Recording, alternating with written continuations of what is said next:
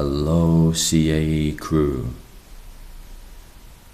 I want to show you my way of approaching the essay task in the CAE exam. This is writing part 1. In this task you always have to compare two things.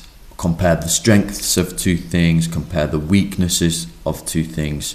You basically get the task of saying A versus B. And the question is formulated usually, both are bad, but which is worse? Both are good, but which is better? Or both are something, but which is more something?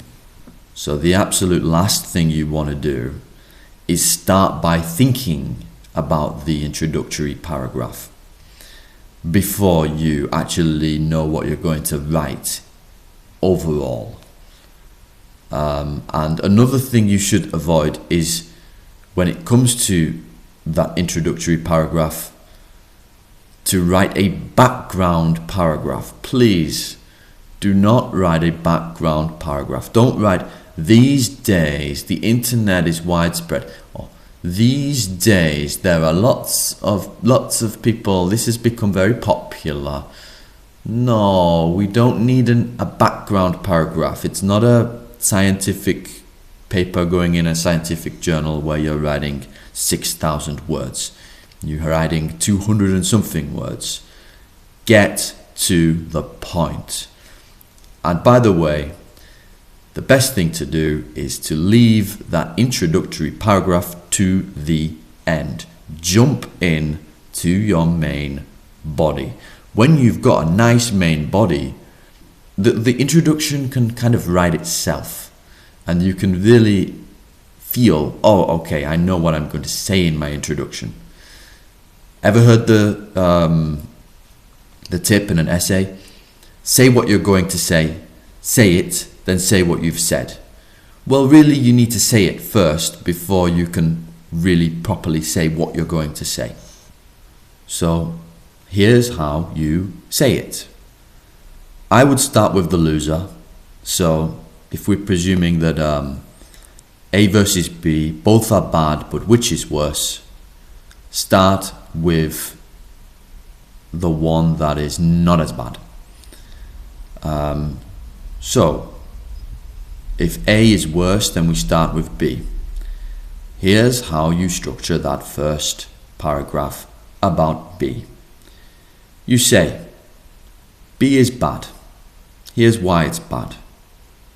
And then you say, but the extent of how bad B is limited by and mitigated by. So mitigated means something similar to limited. What softens the bad effects of B? And then you move on to A. And now you say, A is bad. It's really bad. It's awful. A is bad. And here's a little more about how A is bad. It's really bad. But then you get to the punchline. And the punchline, which means you've proven what you set out to prove, which is that A is worse.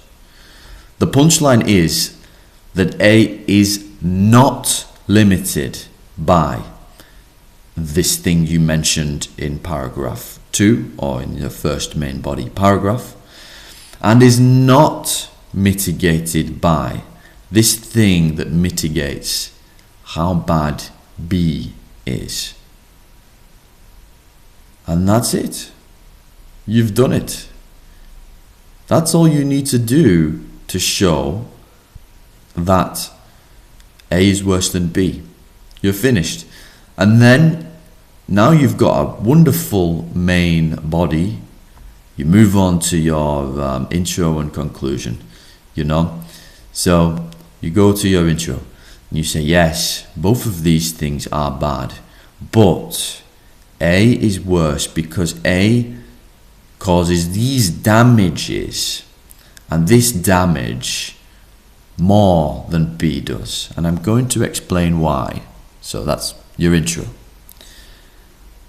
Then the fine art of writing the conclusion goes like this. You say, in conclusion, because of, and then you try, if you can, and usually you can, to sum up those mitigating and mitigating factors and limiting factors. You try to sum those up in a nice, neat phrase and say, because of blah, blah, blah, blah, blah, A causes more damage. And that's it. That's your structure. That's your basic structure. It looks so simple, but this is a winning formula. And you can write very sophisticated and very complex essays with lots and lots of nuances, keeping to this basic structure, and it will blow the examiner away, I promise.